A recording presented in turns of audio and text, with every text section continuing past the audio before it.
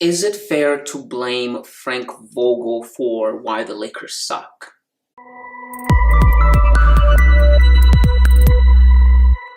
Hey guys, welcome back to League Talk. If you are new here, this is a channel where I make videos about basketball, anything that's going on in the NBA. So if you like that kind of stuff, make sure to hit the subscribe button, leave a like, and drop your thoughts down in the comments below. And yeah, let me jump into this video. Another day, another video about why the Lakers suck. So by now, we all know that the Lakers are horrendous in relation to the talent they have on their team and just in relation to, the rest of the league. As of making of this video, the Lakers are struggling to stay above 500.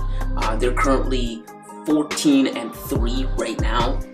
Again, barely above 500, and their slump has lasted for ever since the season started, if we're being honest. In fact, I made a video about 2 weeks ago about why the Lakers suck, and in that video, I detailed the reasons as to why I personally thought the Lakers suck. And if you want to go watch that video, I'll leave a description in the link below. Make sure to go check it out. It's a very good watch. But yeah, that goes to show you nothing's changed in those last 2 weeks. And because nothing has changed in those last 2 weeks, the media is looking for somebody to blame. And guess who they've picked to blame? You guessed it, the head coach, Frank Vogel. For the last week or so, it seems like every single time I go on social media, on any news outlet, they're trying to point the finger at the coach, Frank Vogel. But that got me thinking, is it really fair to blame the head coach? Like when you look at that Lakers roster, is it fair to Frank Vogel that he's being blamed for this? In my opinion, no. Not one single bit. I don't think it's Frank Vogel's fault that the Lakers suck this much at all. And like I said a few weeks ago, there were several things wrong with the Lakers. Let me say, Frank Vogel coached the Lakers to a championship less than 18 months ago. So I don't believe that he suddenly forgot how to coach a high-level basketball team. So I don't think it's his fault at all. So if it isn't Vogel's fault, then whose fault is it? Well, the short answer is it's the Lakers' fault. Now here's what I mean by that. The Lakers have a plethora of chinks in their armors, one of them being age. As I stated a few weeks ago, one of the big things that's wrong with the Lakers is how old they are, right? And is that Frank Vogel's fault? No, that's not his fault. He can't control their age. Whose fault is that? It's Rob Pelinka's fault. Rob Pelinka, the GM. He's the one that assembled this team together. And I could kind of understand his position and his decision as to why he has the personnel he has on the Lakers right now, their age, because historically LeBron has always wanted to play with veteran players, older players, as opposed to younger players. And this is because LeBron doesn't have time to teach young kids how to play high-level NBA basketball to the extent, the caliber that he needs them to play in order for him to win a championship.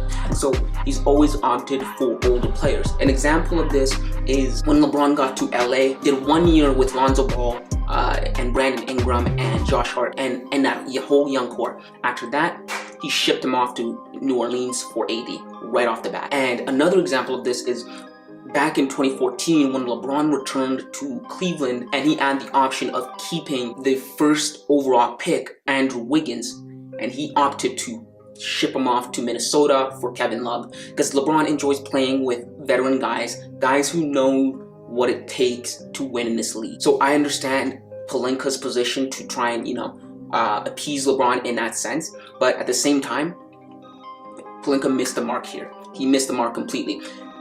He should aim to get players in their mid-20s to late 20s instead of early 30s to mid-30s. The age range that the Lakers are right now. Early 30s to mid-30s. So that's the thing, right? That age comes with a lot of things. Inability to defend, inability to recover from games, inability to go as hard in back-to-back games. It's just hard being an old player. And again, that's the front office's fault. That's not Vogel's fault. And then this is going to bring me to my next reason as to who I think really kind of deserves the blame for the Lakers sucking so much. Anthony Davis.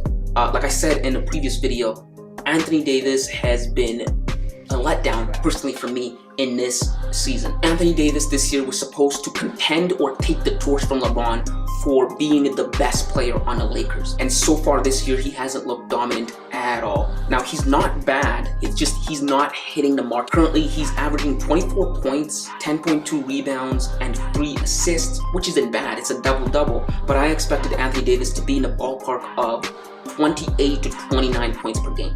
That's the echelon of talent that I think Anthony Davis is, especially for his age.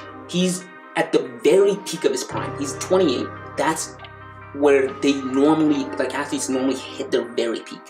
It starts out when you're about maybe 25 and you hit 28, like you're up there, right? But Anthony Davis has been struggling to be at that echelon. And LeBron is exactly where I expected him to be. Now LeBron, we all know LeBron's been aging, but he's been carrying his weight. He's averaging 26 points, 5.8 rebounds per game, and 6.9 assists per game. So he's carrying his weight. He's doing what he's supposed to be doing, of course, for his age. Like LeBron's, he's doing so much for a 36-year-old, so he's carrying his weight, right? But yeah, Anthony Davis, you were supposed to take the torch from LeBron and run with it, and LeBron was supposed to kind of mentor you and show you the ropes of how to be the #1 guy. The Lakers needed Anthony Davis to be the #1 option, the #1 guy on the team, and it seems like he's struggling to step up to that challenge. He's just not there. And I think that's really hurting the Lakers, and they need him to be a better Anthony Davis, a better version of Anthony Davis, and it's just not there for him. And so that's why I don't really think it's fair to blame someone like Coach Vogel, because what are you supposed to do? You can't blame him for Anthony Davis's performance. Vogel historically has been good with bigs. Anthony Davis is supposed to thrive under Vogel. And so you can't really blame him for how Anthony Davis performs on the floor. I mean, there's only so much you can tell him, right? The coach is a coach. He can't actually get in his body and play for him. That's the thing, and so that's my thoughts on that. It's completely unwarranted to blame the coach, Vogel, for why the Lakers suck. I think the media is just looking for a scapegoat, and Vogel was the easiest mark, and so they got him. But yeah, guys, those are just my thoughts on the whole situation. If you watched all the way to the end, I'm very grateful. Thank you guys for watching. Hi, my name is Emmanuel Camia. You're watching League Talk, and if you are new to this channel, this is a channel about basketball. I make video content here every second day, so if you are into that kind of stuff, this is the channel for you. So make sure to hit the subscribe button, leave a like, and leave your thoughts down in the comments below. And yeah, let me jump into this video. Right now, as of making of this video, the Lakers are 9-10 and just lost to the New York Knicks. The New York Knicks aren't a very good team. Right now, they're a below 500 team, which is really bad, especially for the Lakers, right? Because this is the Lakers. This is one of the teams that was touted to be a championship favorites, up there with the Clippers, Brooklyn Nets. Furthermore, this is a team littered with future first ballot Hall of Famers. So what is wrong? Why are they going off the rail? Why are they struggling? And why do they have Stephen A. Smith screaming at the top of his lungs, talking about LeBron has won his final championship? Meaning essentially that the squad, the team that LeBron's playing with right now around him, is not capable of helping him to win a championship, to win a ring. Well, in this video, I'm going to dissect the Lakers and dive deep into what I think is going on and what I think is wrong with the Lakers right now. So sit back, relax, and enjoy this video. First things first, #1 thing that I see with the Lakers, and it's going to be an obvious one, is that the Lakers are old. Now, like I said, this is an obvious flaw that anybody could pick out, right? But I want to dive deeper into this flaw, right? The average age of the Los Angeles Lakers right now is 30 years old. If you know anything about sports, this is basically dinosaur age. This is prehistoric in sports years, except for Tom Brady. He's built different. That guy's that's a different ballgame. Different sport, actually, but I digress. But the thing is, the pillars of the Los Angeles Lakers, which is to say, the prominent players, the stars that are supposed to get the Lakers up the hunch and be a good team, are all old, right? The only reason we entertain the idea of the Lakers in the championship is because of LeBron James. But he's old too. LeBron is 36, and LeBron has been showing signs of slowing down and aging for the past 3 years. Here's what I mean by that. Let me dive deeper into it. One way you can always tell a player is struggling with age or wrestling with father time is by simply pulling up their injury report. And let's pull up LeBron's injury report. Let's take a look at it, right? First things first, LeBron has been fortuitous enough, and he's been blessed to not experience an injury, a major injury in his career, spanning all the way to 2003. This all changed in 2018 when LeBron joined the Lakers. The first year that LeBron was playing with the Lakers, he didn't have Anthony Davis. And Lonzo Ball and Brandon Ingram and all of them were there. They were all on the Lakers, right? That year, LeBron suffered a major groin injury, which kept him out and made him miss a significant amount of games. This inevitably led the Lakers to miss the playoffs that year. And this is what led him to court Anthony Davis, because he needed help, right? And he noticed he was slowing down. This was 3 years ago. 33, you start to see injury pop up, right? And the thing about injuries is the older you get, the more likely you are to get injured. But that's not even the worst part about it. The older you get, the harder it is to heal injuries too, right? So when you get injured, for a guy like LeBron, when he gets injured, right, it takes longer for him to recover. And then when he comes back, right, he's more likely to get injured again because most likely he hasn't recovered fully from the previous injury, right? And when a player, right, comes back from an injury, psychologically, they don't trust themselves, right? They don't trust their body, right? And so they start playing differently. You may not notice it, but they kind of try to start compensating to not get hurt. So they start playing a little bit differently. They don't trust their body fully, right? This can actually lead a player to get injured again, right? And that's the snowball effect of injuries, right? Now, that was 2018 that LeBron got injured for the first time. Fast forward to 2019, LeBron misses time again because of the groin injury and a thoracic muscle strain, right? Misses a significant amount of games. I don't remember exactly the amount, but I do remember LeBron's injury. Then this year, recently, 2021, LeBron misses about a week and a half, right? That just went by. And this is what led us to be able to assess the Lakers and say, wow, the Lakers are actually garbage without LeBron, right? But not only that, also this past playoff, we got to see LeBron show his age on display. And this is what I mean by that. LeBron was unable to carry the Lakers past the Phoenix Suns. Phoenix Suns at the time were the number 2 seed in the West, right? And this is something LeBron had done in the past. LeBron in the past had been able to carry mediocre teams past really good teams like the Toronto Raptors and in 2015 the 61-win Atlanta Hawks team, but he was not able to do it this past season. Now, why do you think that is? It's aging, and that's one of the big problems we have to come to grips with. LeBron's aging, and he's not always going to be here, and we've probably seen the best of LeBron already. The best days of LeBron are behind him, which moves me to my next point, just how top-heavy the Lakers are. Not only, right, are the Lakers old, but they're saving grace players. They're prominent stars. The guys that we think of when we think of the Lakers are also old. That's mixed with top heaviness. Let me dive deeper into that. Let me explain to you what I mean by that. Outside of LeBron James, Russell Westbrook, Anthony Davis, and Carmelo Anthony, the Lakers don't really have much to offer, right? And the thing about the guys that I just mentioned is that those guys, the age of those guys are 36, 37, 33, and 28 respectively, with Anthony Davis being the youngest of the bunch. And people may not see just how aging is affecting this team because the averages have stayed the same, right? People look at the stat sheets and they look at their averages, and the averages aren't too far off from what the players' average were last year or the year before, right? But it does show in one place.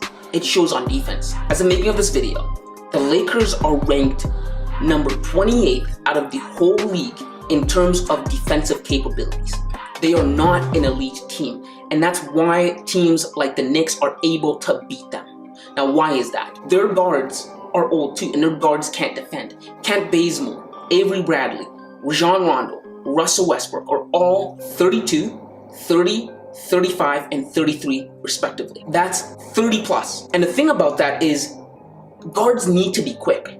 That's why they're guards. They need to be nimble, right? And with age, these players' ability to move laterally to defend, to be nimble, to be quick, has greatly diminished. It's dwindled, and we are seeing it. It's why the Lakers are at the bottom of the barrel when it comes to defensive prowess. And finally, my last point, the reason why I think the Lakers just aren't as good, not even aren't as good, just suck, is because of Russell Westbrook and Anthony Davis. I want to start off with Russell Westbrook first. 19 games into the Russell Westbrook experiment, and I can say that it has failed. The Lakers should have traded for Kyle Lowry. Russell Westbrook cannot play with Anthony Davis or LeBron James. Russell is not a playmaker. Kyle is. Russell is not a shooter. Kyle is. Russell can't get free. Kyle can. Just kidding. That was a joke, but I digress. Honestly though, Kyle Lowry in 2021 is a far better player than Russell Westbrook.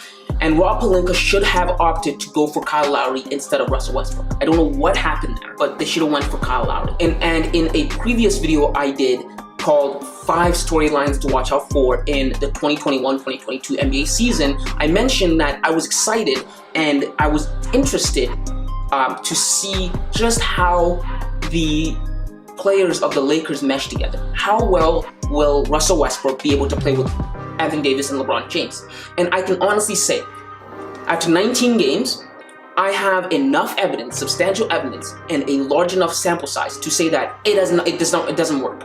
Russell Westbrook does not work with this core, and I just wish he did more. I wish he added more to the Lakers, but he doesn't. I wish he knew how to create plays for other players. I wish he knew how to shoot, right? But he doesn't. I don't think he adds value to the team. And I think that Rob Pelinka, I think the Lakers should just get rid of him, which is gonna bring me to, in my opinion, I don't think Anthony Davis is playing up to his potential. Going into this season, I expected Anthony Davis to be the best player on the Lakers. With LeBron aging and being 36 and Anthony Davis being 28, I thought it was time for Anthony Davis to step up to that pedestal, to take the next step in his career, to be the face of the Lakers, to be the best player on the Lakers, and have LeBron kind of be a mentor, right? To take the torch from LeBron. Anthony Davis hasn't been any of that, right? Currently, Anthony Davis is averaging 24.6 points per game, 10.5 rebounds, and 3 assists, which isn't bad. That's a double-double he's averaging. But I expected Anthony Davis to be in a ballpark of 28 points to 30 points per game, MVP caliber type numbers. That's the talent that I think Anthony Davis has. I wanted him to be very dominant, not need LeBron to win games. Anthony Davis used to be able to win games in New Orleans, I expected him to be able to do that here, but he hasn't been able to do that. And that's one of the things I think is hurting the Lakers. Anthony Davis just isn't playing to his potential. I think he's a way better player than what he's playing as right now. And if he could be that, you would probably see the Lakers change, get a turnaround, but unfortunately he's not, right? And guys, those are just my thoughts on the situation. Those are my thoughts on why I think the Lakers are struggling right now. So if you have any thoughts, if you think otherwise, if you think differently, I want to hear your thoughts. Make sure to leave your thoughts down in the comments below. And also guys, if you like this kind of content, remember, this is the channel for you. I post every second day. Make sure to hit the subscribe button, leave a like, and click here to watch how good are the Los Angeles Clippers. And aside from that, I'll see you next time, kids. Hey guys, welcome back to the channel. Today I want to talk about a very interesting topic. Honestly, a video I've wanted to do for a long time, and finally I have an excuse to do it. But before we jump into this video, I just want to make sure that if you are a new viewer, make sure to hit the subscribe button and like and turn on notifications. I make basketball content here every week, and if you like that kind of stuff, hit that subscribe button. And if you are an old viewer, make sure to hit the like button so we can get this video onto the algorithm so that other basketball enthusiasts like you and I can watch the video. And let's help get this channel to 950 subscribers. How fast do you guys think we can do that? Aside from that, let's jump into this video. And you're watching League Talk. This is a video I've wanted to do for a long time, and I finally have the excuse to do it. Now, this video is LeBron James versus past eras. And the reason now I can do it is because a retired NBA player came out, Rasheed Wallace. He went on a podcast and he got to talking about LeBron James. He said some things about LeBron James. Now, Rasheed Wallace is a retired old head veteran player. So you already know their mindset and how these guys work. When asked if he thought LeBron would be good in his era, he replied and said that LeBron wouldn't be as good in his era, but he would quote unquote hold his own, whatever that means. Now, Rasheed Wallace came into the league in 1995 and he retired in 2010. So he played for 15 years. Now, LeBron came into the league in 2003, so Rasheed Wallace and LeBron James actually overlapped for 7 years. So LeBron did play against Rasheed Wallace, and so I don't know what he's talking about LeBron wouldn't be as good. But if he means the 1990s, okay, I'll bite. I'll indulge him. So from what he said, let's assume that he meant the years LeBron wasn't playing. So from about 1995 to 2003, that's an 8-year period.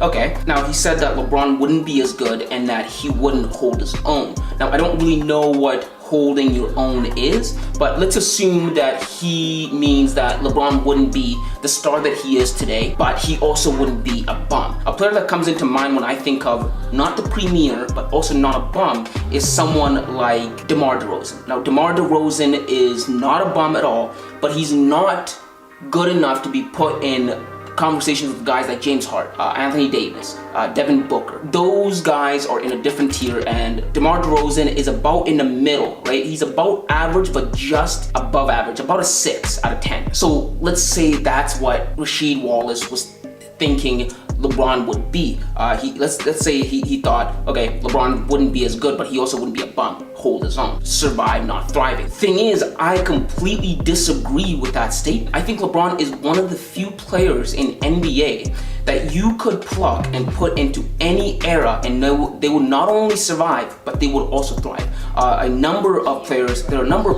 and I'll list them off. Stephen Curry, Klay Thompson, because those guys can shoot, and that is a skill that will benefit you in any era. If you can shoot, you will survive in any era, and those guys are the best at what they do. Kevin Durant, because Kevin Durant's size, how tall he is and how long he is and how skilled he is, makes him very unique. He's a unicorn. There's a lot of guys that are his size now and a lot of guys that have been his size in the past, but they don't have the skill set at that height. It's just, you don't see that. And that's why I think even if you took Kevin Durant and you put him anywhere, look, Kevin Durant was gonna cook. He's gonna ball in any era. Larry Bird, because I think Larry Bird is kind of like Kevin Durant, but to a lesser degree. They both play the same position. Larry, I think he's just basically like Kevin Durant. LeBron James, Michael Jordan, obviously, and Kobe Bryant, because Kobe Bryant is basically Michael Jordan 2.0. He's literally a clone of Michael. Yeah, so those guys, I think if you were to pluck them and put them in any decade, they would hold their own. They would do better than holding their own. They'd be a star in the league. I could even argue that a lot of them would cook. Like a lot of the guys in the NBA 90s, how would they be able to defend Steph Curry's shot? Like, the thing about Steph Curry is not that he is accurate, it's that he is stunningly fast. His release is super quick and it's hard to guard. And that combined with range, with accuracy, that's impossible to guard. So I think even in that era, he would dominate. But what people like Rasheed Wallace always say in order to back up this argument is that, well, the league was more physical back then and you could hand check and it was more tougher. And here's what I have to say to that. I think that if LeBron played in the 90s, in early 2000, if he even played in the early 2000s, let's just say the 90s, I think if LeBron played in the 90s in the way it was, as physical it was, I think LeBron would more than adapt to how the game was played back then. He would absolutely be one of the premier stars in the NBA at that time, if not the premier star, even eclipsing Michael Jordan. I said it. Now here's why I think that. Because if you want to talk about the league, right, back then, and it was more physical and it was tougher, I think LeBron would have an advantage over 90% of the players that were in the league at the time. I mean, look at Reggie Miller. The dude is super skinny, right? Look at the guys that back then, you compare them to the guys that are now, look, they look like LeBron is a physical specimen compared to them. LeBron's a physical specimen compared to his counterparts right now. And when you contrast that with the guys that were in the 90s, I think LeBron would have a huge advantage. The dude is a little freak of nature. LeBron's 6'9" and like 270. And also, if you look at what LeBron was when he first came into the league in his youth, LeBron was so quick, so fast, and so powerful. Go and watch the highlights. It is crazy. Like, he was just so fast. I couldn't imagine, like, if LeBron had the IQ that he has now, combined with the body that he had at 22, I don't know what to tell you. You know what I mean? Like, LeBron's a physical specimen when it comes to basketball. The dude has the body of a Greek god. And people forget that Michael Jordan, even at his normal size, was able to fare pretty well for a long time in the NBA, up until he had to face the Detroit Pistons, where they would just bully him and he had to bulk up and put on some muscle. Now here's the thing about that. LeBron is bigger than both versions of Michael Jordan, pre-Detroit Pistons and post-Detroit Pistons. So it just goes to show you, even then, LeBron would the dude's a freight train. He's a locomotive, and people overlook that about LeBron. And not only that, it isn't just LeBron's physicality or LeBron's physical gifts that make him a great basketball player. What makes LeBron they're a part of it, that's a part of it, but what really makes LeBron stand out, what really makes him a great basketball player is the combination of his skills and his intangibles. Now here's what I mean by that. LeBron is incredibly mentally gifted when it comes to basketball. LeBron's able to predict and see plays before they happen. He's able to memorize opposing teams' play and call them out and get his teammates to the spots they need to be. That speaks to how fortitude and keen LeBron's mind is. He has a very high degree of basketball IQ, and he's able to combine this mental keenness and anticipation and patience to become a great passer. Now that's another thing that people don't always give props to LeBron about. He's one of the best passers in the league. That's an intangible you can't teach. And because he's able to be a great passer, he's able to make his teammates better. He's able to get them the ball in places they need to get the ball in order to be better.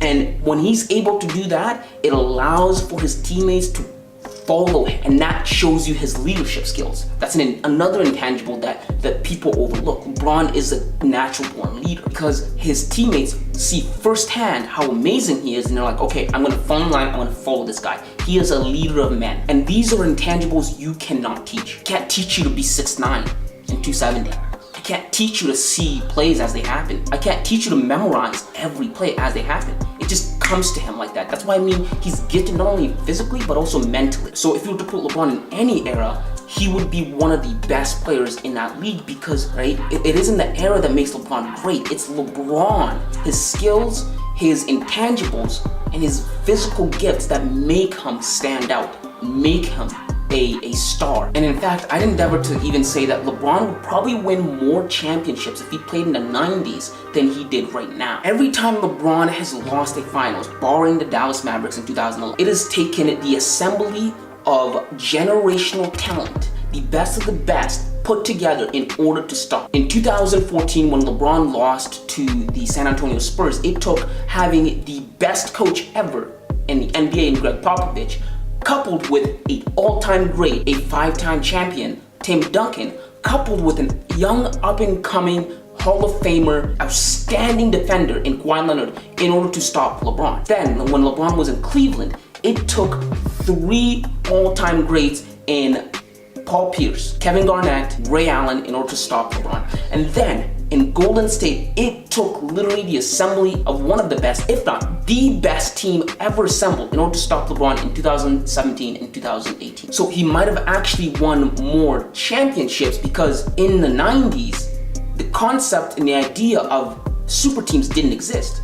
And if it requires a super team to stop LeBron, who's gonna stop him? There are no super teams, right? And you can say, oh, LeBron got to all these finals and whatever because he also had a super team. Well, LeBron has also proven in the past that he's able to literally do it all by himself. In 2007, LeBron led the Cavaliers to an NBA Finals when you couldn't even name the second best player on his team. Literally a bunch of bums and scrubs. And then again in 2018, LeBron literally carried them on his back, like Jesus Christ with the cross on his back, to the finals. And then in 2015, LeBron literally had to play with Matthew Dellavedova in the finals as his best player. And it took the Golden State Warriors 6 games to take him out. That goes to show you LeBron can do it. LeBron can do it. So I think that if LeBron played in that era, LeBron would be one of the premier stars in that era, if not the premier star now in that era. And so I think LeBron is built for every era. He is a talent, a generational talent. Now let me give you an example of a generational talent, or something that is very generational. There are certain songs that just never get old. They just don't age, right? For instance, Thriller by Michael Jackson came out in the 80s.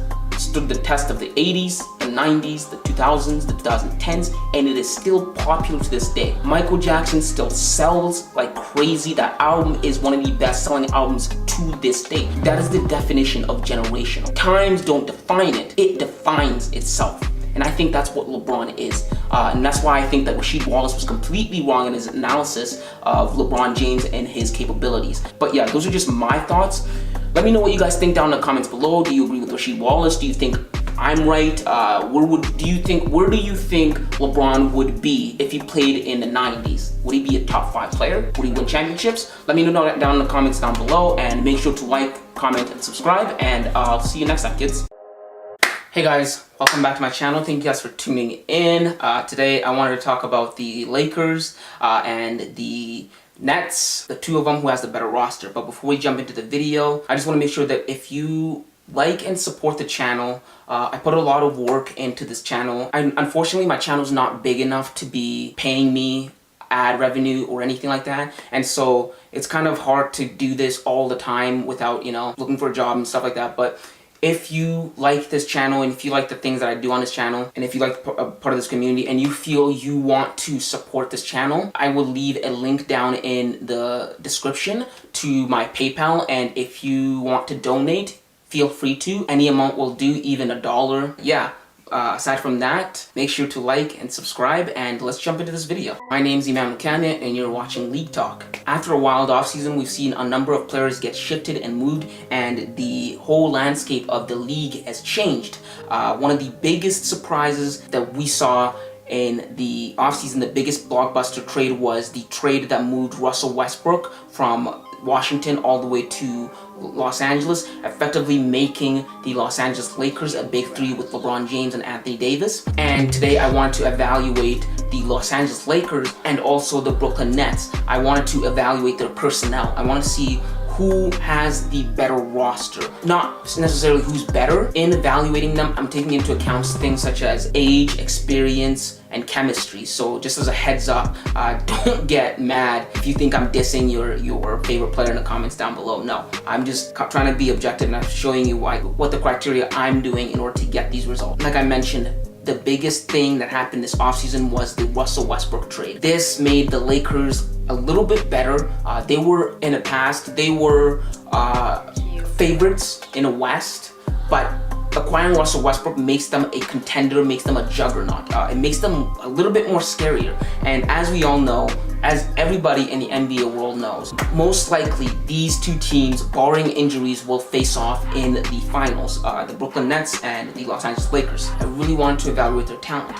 And if you're going to evaluate these two teams, essentially you have to evaluate the essence, the thing that makes them tick, which is effectively the big three of each team. So we're basically comparing the big three of the Nets and the Lakers to say which one is better. And in my opinion, I would have to say the Brooklyn Nets have a better roster overall than the Lakers, and also I think the Brooklyn Nets have the better big three than the Lakers, and here's why. The Nets roster is far younger than the Lakers. I think the Nets roster is way more skilled than the Lakers. I think they have way more skill sets that are tailored to today's league than the Lakers do, if you compare them to the Lakers. For instance, let's compare Russell Westbrook and Kyrie Irving together. They both play the point, they're both about the same size, so, you know, they're a good benchmark. In my opinion, even though I don't like Kyrie Irving as much off the court, I cannot deny Kyrie Irving's game. I think Kyrie Irving is definitely better than Russell Westbrook for the following reasons. Kyrie is a far better shooter than Russell Westbrook, and in today's age, it's a shooter's league. Shooters win. If you're a shooter in this league, you are valued. If you cannot shoot in this league, you will be out of the league. Analytics kind of made it that way. It's a very shooter-friendly league, and one of Russell Westbrook's kryptonite is definitely shooting. Russell Westbrook cannot shoot nearly as well as Kyrie Irving can.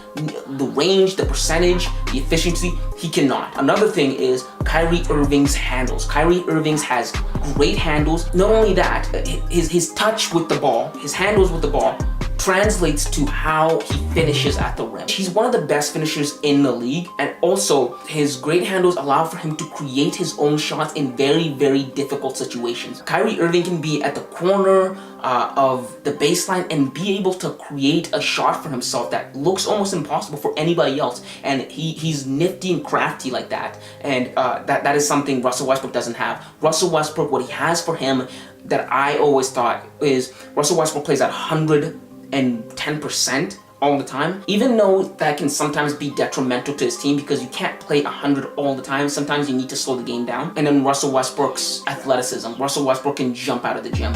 Those are the only really two things that work for Russell Westbrook. And he doesn't have those other skill sets that Kyrie Irving has. And also, another thing that Kyrie has over Russell is Kyrie is way more clutch than Russell Westbrook. If push came to shove and you had to choose one person between Russell and Kyrie to make the shot, I think we all know we're taking Kyrie Irving. I mean, Kyrie Irving has done it at the highest level in Game 7 of the finals. Kyrie Irving, in that Christmas game in 2016, we've seen Kyrie make incredible shots. Kyrie Irving, untucked jersey Kyrie Irving, is one of the clutchest players in the league. So that alone, off the bat alone, we have the Brooklyn Nets have won over the Lakers. And so with that being said, if I had to give the best overall player out of all 6 of those big 3 players, I'd have to give it to obviously LeBron James. But even giving it to LeBron James, it's not a big margin from Kevin Durant. See, Kevin Durant, what I saw from him this past playoffs was incredible. Kevin Durant came out and he was playing better basketball than he was prior to getting injured, if you can even believe that. So what I saw from him in the playoffs was impeccable, and then what I saw from him in the Olympics was incredible.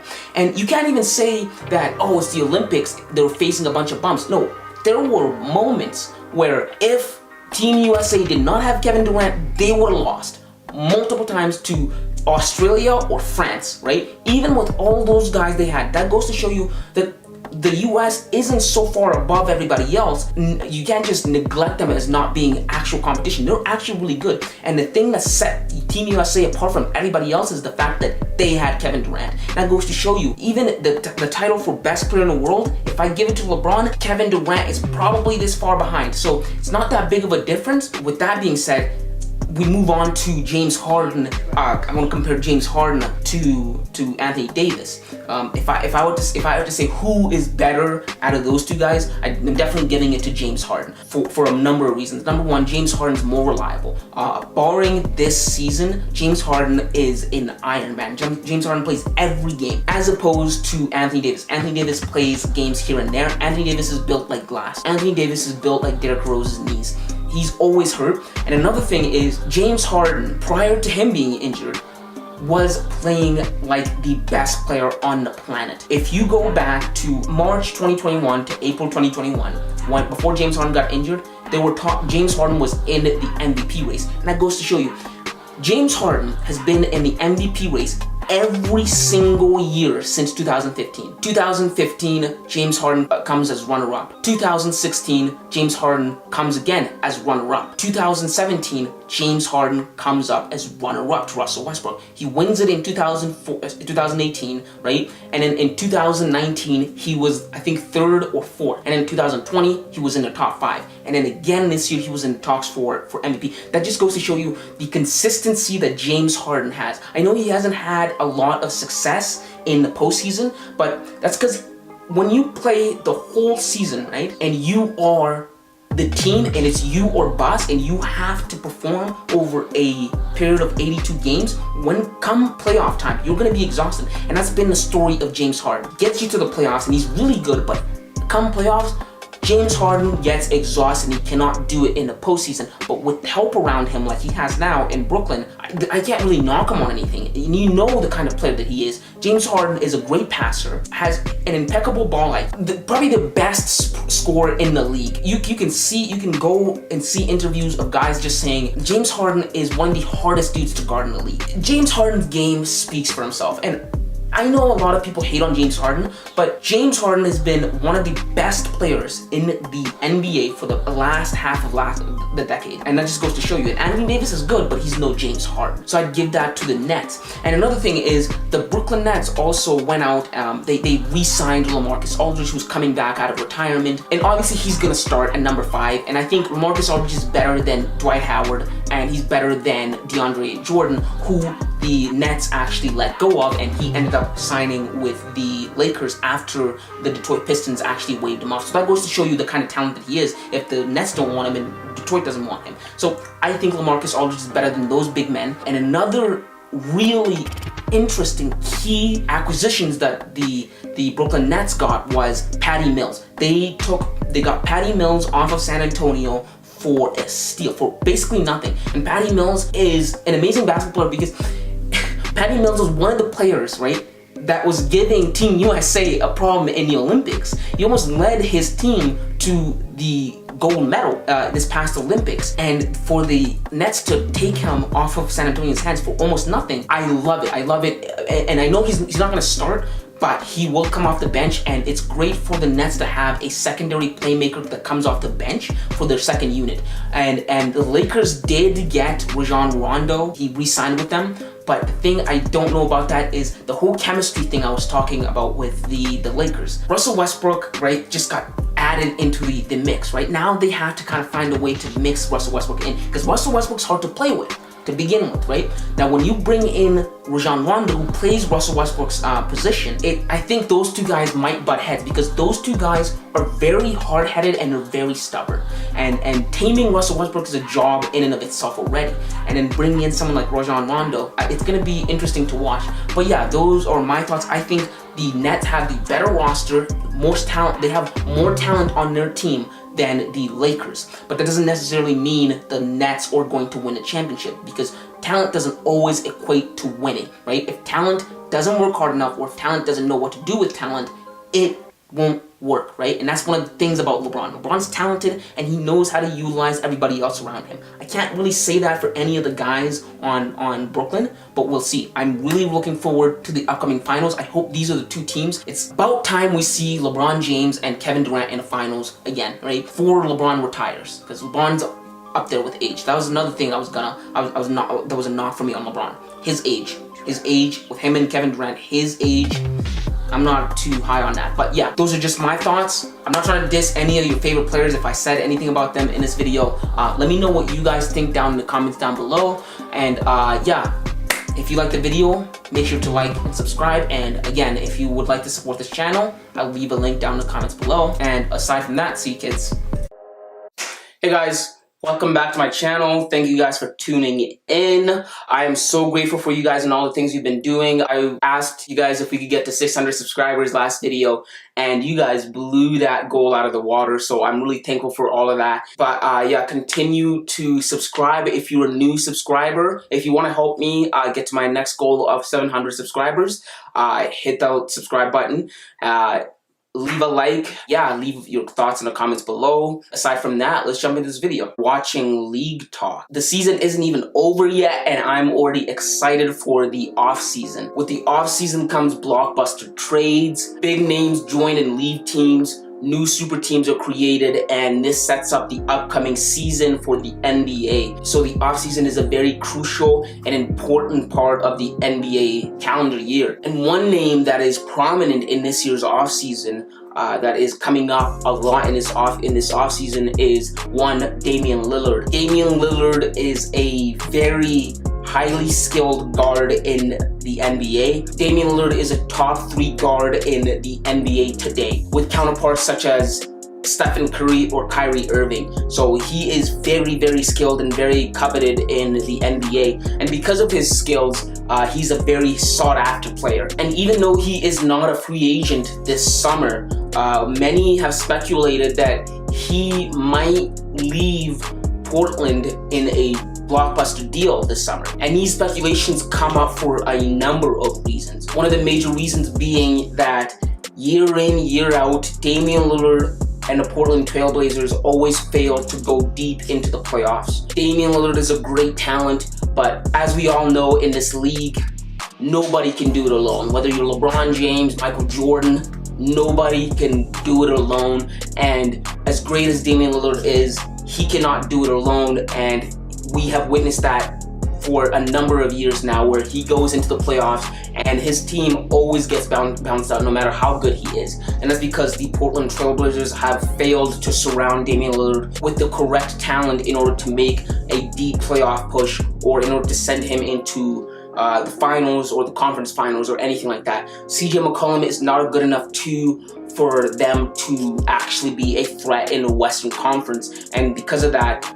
a whole lot of Portland's success lies on the back of Damian Lillard. And even though he succeeds and he comes through every time, it's just not enough, and it's not his fault. And because of this, many, including myself, think that Damian Lillard is wasting his prime years in Portland. Like I said, CJ McCollum and all the other guys around him are not good enough for him to actually be a feasible threat to teams in the Western Conference like Golden State, Los Angeles, the Clippers. The Portland Trailblazers, they always make the playoffs, always, but they don't go anywhere. They're always the bottom feeder in the playoffs, and they don't go anywhere. And Damian is wasting his years in Portland if he continues on this path. And year in, year out, you have to watch Damian be bounced out, be knocked out in either the first or second round, never in the conference finals, never that deep into the playoffs. And because of that, it is finally Dame's time to leave Portland. But the issue here is that Damian Lillard isn't the type of player to go up to the front office and demand a trade, nor is he the type of player to join a super team. He stated this in the past. He wants other players to come to him. He has this old school mentality where he's loyal to his team. He's kind of like Giannis. Giannis is very loyal to his team, very grateful that they drafted him. But at some point, Damian Lillard has to acknowledge the fact that when it's all said and done and when he hangs it up, he wants something to look back on and say, I played for this, I got this, something that was worthwhile. Maybe that's an MVP trophy, but most likely a NBA championship ring. That's what we play for, that's what we count. And Damian Lillard at some point is going to have to acknowledge, if I want one of those things, I have to leave. It's been 9 years since he's been in Portland. I have to leave. And luckily for him, there is a team that would love to have him, like every other team, but also has the means to trade for him. And that team being, drumroll please, Los Angeles Lakers. Lakers and Damian would fit perfectly. The Lakers definitely need to get Damian Lillard, and Damian needs to go play with LeBron. And many of you might be saying the Lakers don't need to get Damian Lillard because they have LeBron and Anthony Davis. But here's my rebuttal to that. Coming into this year, the Lakers were the title favorites. They were the favorites to win the championship, and they came up short. They came up short because of two things: LeBron aging and injuries, particularly Anthony Davis's injuries. And Anthony Davis has showed that he cannot stay healthy. He is not reliable. He cannot give you 82 games. He does not play a lot of the crucial playoff games, as we saw in this past playoffs, where he didn't play where they needed him to play the most, and LeBron was left holding the bag. And the only reason that the Lakers even won last year was because they got that 4-year vacation time, as we'd call it, due to the NBA going into lockdown. So that was they had time to rejuvenate and to collect each other and get back to being healthy. This season, where it was condensed and you had to play games in and out, Anthony Davis's body just couldn't take it. We were witnessed and we were exposed to the truth of Anthony Davis is great, but he's not gonna get he's not that guy to rely on. He's not a reliable number 2 for LeBron James. And so because of that, the Lakers, it would be in the best interest for the Lakers to move off of Anthony Davis. Now, the only way this would work is if Damian Lillard somehow went to the front office with, and said, hey, you guys, look, I've been a good soldier, I've been loyal, I've been a good guy, I've played my heart out for you guys year in, year out for 9 years, and I haven't yielded the results I want. I think it's time for me to move on, and I want to go join the Los Angeles Lakers, and I want to give you guys a heads up so maybe you guys can get something in return. He goes up to the organization, he tells them that. I think the Portland Trailblazers would be inclined to respect his wishes and at the same time trade for Anthony Davis in return so they can get something back for Damian Lillard, because they don't want to just let him walk for free. That is a plausible way. That's something that could happen. That's what happened with Anthony Davis. People said he wouldn't do it, but he did it. He left New Orleans and he went to the Lakers. And another thing is that it seems that LeBron's already in recruitment mode and is recruiting Damian Lillard. Some might say I'm reaching for what I'm about to say, but hear me out. The other night, LeBron was at the Los Angeles Sparks game with Dwayne Wade, and coincidentally, Damian Lillard also happened to be there, and he's dapping up LeBron James. And of course, that speculates rumors of, is LeBron courting, and is he Is he trying to recruit Damian Lillard? And I say yes. I think LeBron is a very strategic player. I think everything he does is always somewhat premeditated. I think that he is there and he is recruiting Damian Lillard. People are going to say it's a reach. There's nothing here, but I think LeBron is recruiting Damian Lillard. And people will say that those guys were just there to support the WNBA. But what I'm saying is this. How did the rumors of Anthony Davis to Los Angeles start? People said everybody was reaching. They said it was just rumors. They said Anthony Davis didn't have the backbone to demand a trade, X, Y, and Z. And somehow, some way, Anthony Davis is playing for the Lakers now today, and he's won a championship with the Lakers. So, like I'm telling you, this is how these things start. They start off as rumors. People say you're reaching. People saying that's not going to happen. Then they start rolling, and the rumors turn out to be true, and one thing leads to another, and players move to different teams. I think that's what's going to happen with Damian Lillard. I think a lot of teams are going to be after him this offseason. A lot of teams, because everybody in the NBA world recognizes this, that Damian is wasting his prime years in a team that can't appreciate him, doesn't appreciate him, doesn't give him the tools he needs to succeed. And I think Rob Pelinka will pull the strings in order to get Damian Lillard. He'll be someone who can play the majority of games, and it'll solve the Los Angeles Lakers point guard woes, because if you aren't up to date, Dennis Schroeder wants to get paid north of $100 million from the Lakers, and the Lakers don't want to pay him that money. And so now the Lakers have a point guard issue where they don't have a point guard. You bring in Damian Lillard, that solves your issue, that kills two birds with one stone. You get a point guard and you move off of Anthony Davis, and you get a solid number 2 for LeBron James. And yeah, I think that's what's going to happen this offseason. And another thing is that once someone gets a taste of something good, it's always hard for them to go back to the way things were. That is a trope, that is a fact of life. For example, once someone gets a taste of a good, stable relationship, after years of being in toxic relationships with, whoever they may be in relationships with, it's hard for them to go back to a toxic relationship and start to accept and tolerate toxicity. And that's going to be the exact same thing with Damian Lillard this summer. Damian Lillard will be exposed to playing with high quality talent at the Summer Olympics in Tokyo. He's going to be exposed to playing with guys like Kevin Durant, James Harden, for the first time in his career, be able to play with stars, be able to play, and he's going to get a taste of what it's like. This is the same thing that happened to LeBron. LeBron, for years, year in, year out, tolerated the Cleveland Cavaliers for 7 years. They weren't able to surround him with good talent, but he tolerated them. He stayed with them until he went to play for the Olympics national team, and he got to play with Chris Bosh. He got to play with all these guys, and a light bulb went off in his head. Ding! And he said, this is what I need to do. I need to go play with other All-Stars. And he went to Miami, and he recruited Chris Bosh to join him, and Dwayne Wade in Miami, and the rest is history. So like I'm telling you, this summer, after Damian Lillard gets a taste or gets to play with All-Stars, it's going to change his perspective on loyalty. He's going to say, maybe I need to leave. And so, yeah, those are just my thoughts on the whole situation. I think Damian Lillard, it's his time to leave. I think this is the offseason for him. I think a lot of teams are going to be coming after him aggressively to try and get him off of Portland's hands. And the Lakers are going to be one of those teams that can actually go after Damian Lillard. And I think LeBron would be up for it. And yeah, those are just my thoughts. If you have dissenting thoughts, if you think that's not true at all, leave your thoughts down in the comments below. Make sure to like, comment, and subscribe. And until next time, kids.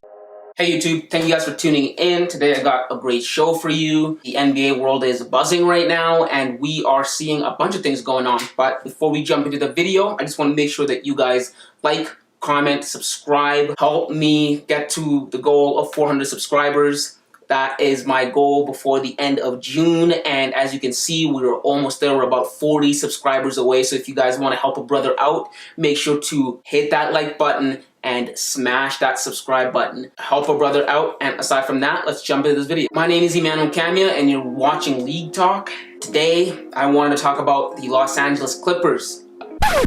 No, I didn't. I want to talk about the Los Angeles Lakers. Today I want to talk about the Los Angeles Lakers. So for the first time ever in his career, LeBron James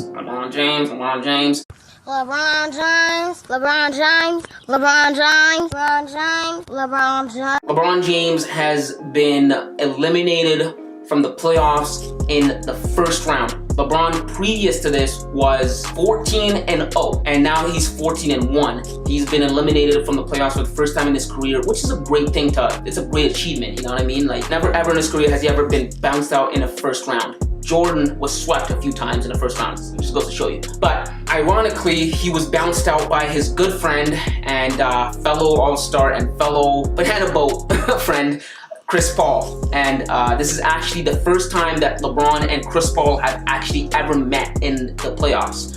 These two have been in the league for a long time. These two have been friends for a long time. And this is the first time ever they've played against each other. And Chris Paul has bragging rights and he walked away with the win. And so today I wanted to break down and talk about why I think the Lakers kicked the bucket and are now sitting at home on the couch or booking their trips to Cancun or golfing. Yeah, so this video is going to be a little bit about both the Lakers and the Suns, but hear me out, yeah. But before we go any deeper, I actually just want to take some credit. 3 weeks ago, before the playoffs started, I made a video outlining why I thought the Phoenix Suns might be the best team in the West. And in that video, I assessed a few things why I thought they might be the best team in the West and why they had the potential to do what they just did, which is knock out the Lakers and possibly come out of the West.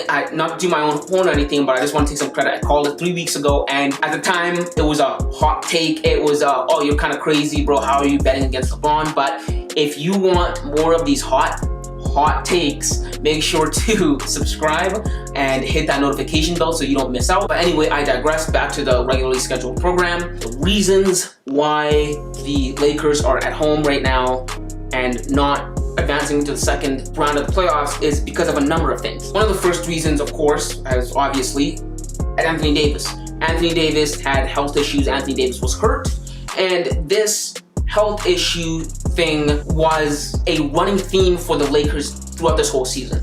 Anthony Davis missed 36 games this season, which was half of the season because it was a shortened season, and LeBron missed 27 games. He only played 45 games out of 72. And that was a running theme for the Lakers. And so health was a running theme for the Lakers, and health was a big player, a big factor in the Lakers' downfall. And I actually factor this into assessing the Phoenix Suns on whether they were the best team in the West, right? Because when assessing teams, you have to kind of assess their injury-prone players and their foreseeable future.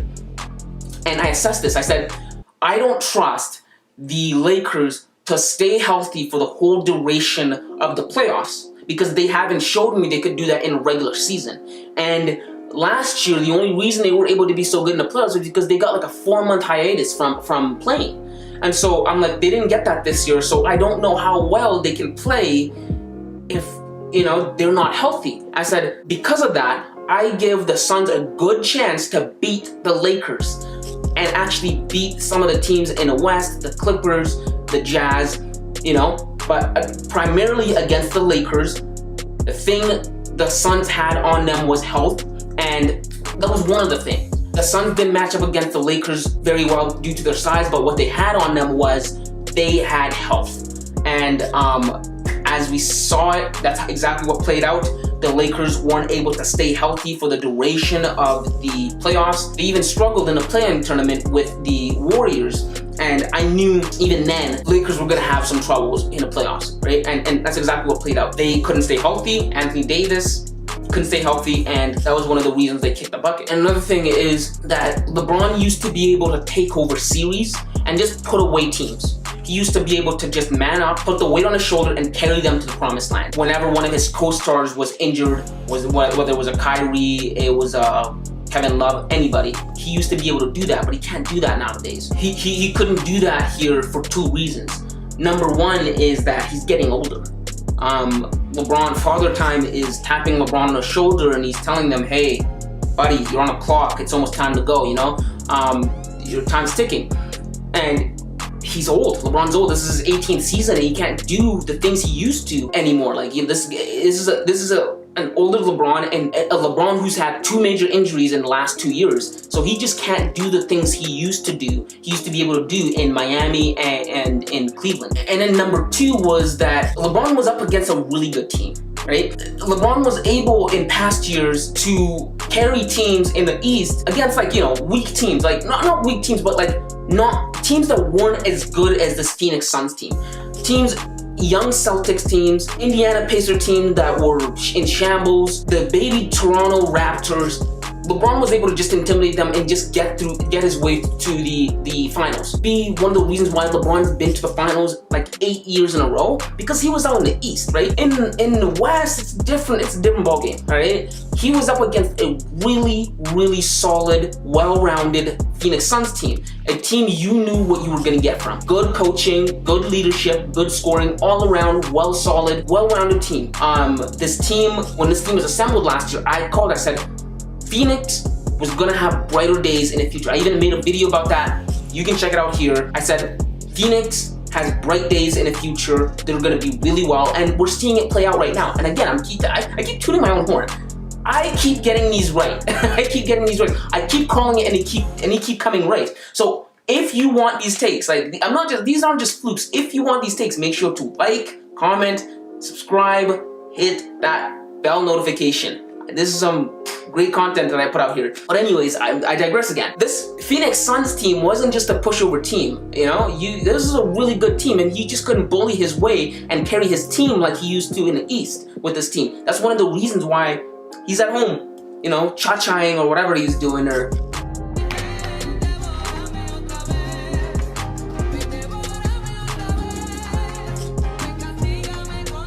you know, or playing golf, or whatever LeBron likes to do in the offseason. Actually, he said he was going to be, Toon Squad was going to be his summer focus instead of Team USA. Wow.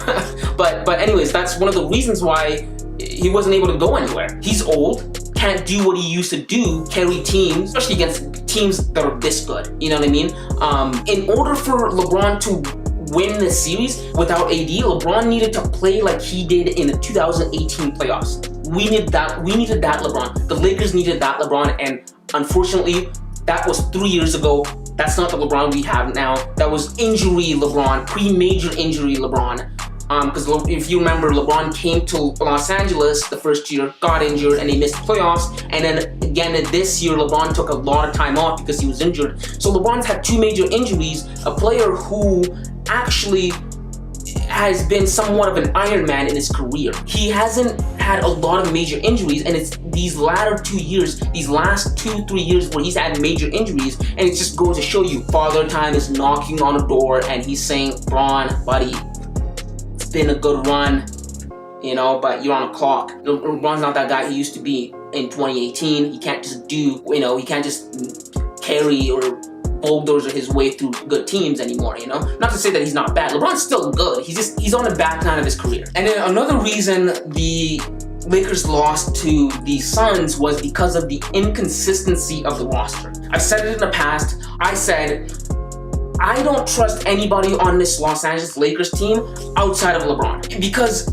with them, you never know what you're getting. You never know what you're getting with each player, right? There is not a single guy on that team outside of LeBron that you know is going to give you 20 points in, 20 points out on a consistent basis. Not even AD. I know AD did that last year in the playoffs, but that was because he had 4 months off to rest, and so he wasn't injured. It's not an indictment of his scoring abilities or his ability to produce. It's an indictment on his body. The fact that he has a body of a 43-year-old.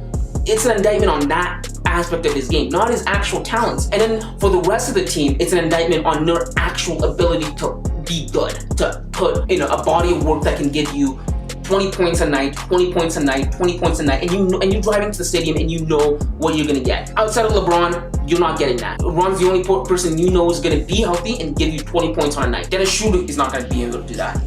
Drummond's not doing that. And don't even get me started on Kyle Kuzma. That guy, like Kuzma, if you ever watch this, I want you to watch this video.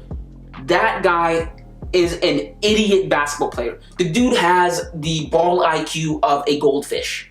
Like honestly, the only justifiable thing the Lakers can do with Kuzma when the offseason starts is to deal him away as soon as the offseason starts. This dude is a detriment he's a liability. He's not an asset to the Lakers. You need to get rid of him. He makes irrational plays. It's like he just doesn't have a feel for the game. It's just like he doesn't read the room. You know what I mean? That's the kind of player he is. And I say it time and time again, basketball is a physical game, but it is also a mental game. Basketball and football, people mistaken it for physical games.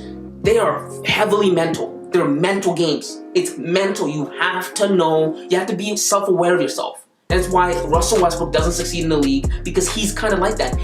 Ball IQ matters in basketball, and Kuzma doesn't have that. And that's opposed to the Phoenix Suns, who you know exactly what you're getting on a nightly basis. You know what you're getting with Ayton, Booker, and CP3. With CP3, you're getting consistent leadership. You know he's a solid foundation of the team, and if need be, he can give you 25 points regularly. Okay, but his actual asset, his value comes in a sense of how he can manage games late in the fourth quarter, how he can lead the team. With DeAndre Ayton, he knows he's the secondary scorer. He's a secondary scorer. He can give you double-double on a regular basis.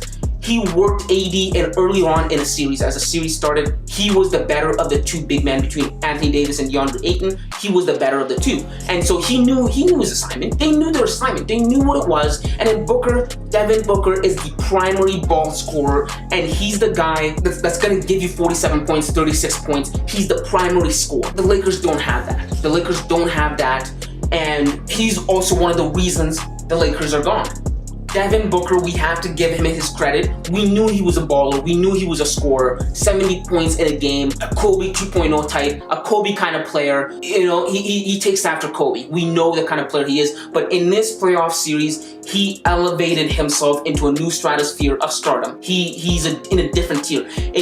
What he just did, dropping 47 points in an elimination game against the Lakers to bounce out LeBron, you have to move him up another peg. You have to move him up another notch. And he's one of the reasons the Lakers are out golfing, going to Cancun, doing whatever the hell they want to do, since they're not in the playoffs now. And so those are the reasons why I think the Lakers lost to the Suns. LeBron's old. They had major health issues stemming from the beginning of the season, all throughout the season, and into the playoffs. Inconsistency from the roster, and just going up against a better team. Going up against a well-established team in the Phoenix Suns. That's all there is to it. That's why the Lakers lost. And those are my thoughts on the Los Angeles Lakers, why they lost. If you like this content, if you like what I'm doing here, make sure to like, comment, subscribe. I'm actually gonna get another video out on the Los Angeles Clippers in the next coming days. So make sure to tune in. If you're a new viewer, make sure to subscribe, hit that notification bell, and don't miss out. Let me know your thoughts in the comments down below. And aside from that, see you kids. Hey guys, welcome back to the channel. Thank you guys for tuning in. Yeah, I just got microchipped. I mean vaccine. Yeah, I just got back from getting my vaccine. Anyways, today I got a great show for you guys, and I wanted to talk about, you know, the Lakers versus Warriors game that just happened last night. But before we get into that, I just want to make sure you guys like, comment, subscribe, and I would really like to hit 400 subscribers by the end of May. And if you guys want to help me out with that, if you want to help a brother out, leave a like and drop a subscription. And aside from that, let's jump into this video. So as you all know, as the NBA world knows, the play-in tournaments are going on right now, and last night we got a classic for the ages. Last night we got another installation of the highly coveted Stephen Curry versus LeBron James matchups that we were used to. It was very nostalgic and very reminiscent of the late 2010s, in which we got those crazy matchups of Stephen Curry versus LeBron James, Warriors versus Cavaliers. This was exactly like that. This reminded me of that 2016 Christmas game. And like those years gone by, it was a great game. It was an amazing game. This game was an instant classic. The game really came down to the wire, and the Lakers walked away with the win, 103-100. And it was a nail biter for sure. Both LeBron and Stephen Curry played great. Steph did Steph, LeBron did LeBron. LeBron walked away with a triple-double and a W. So I wanted to give my takeaways on what I thought while watching the game, and just my overall thoughts on this game. Because, you know, we're not gonna get a lot of these, you know, like LeBron and Steph, they're aging. LeBron will probably be out of the league in the next 3 years. You know, Steph won't be the same in 3 years. So I really like to savor and enjoy these moments because we've already gotten so many of these moments in the late 2010s with those Warriors-Cavaliers matchups in the finals. And I know for a fact we're not going to get a lot of these. So I'm just trying to appreciate greatness where I see it. And so I want to give my takeaways on this game and just kind of break it down for you guys. The first takeaway I had from this game was that people need to stop disrespecting Andrew Wiggins. All right, the slander, the overlooking him, that needs to stop. Okay, because Andrew Wiggins was great in this game. Put some respect on his name because he played great, right? This game could have went completely worse for the Warriors. The scores could have been way worse if Andrew Wiggins had not played in this game, because not only did he do a spectacular job playing LeBron James, he held him to, I think, 22 points. Not only did he do that, he also managed to be very productive on the offensive end, and he gave them 21 points, 3 rebounds, and 2 assists. And he did a great job of guarding LeBron, and that's easier said than done.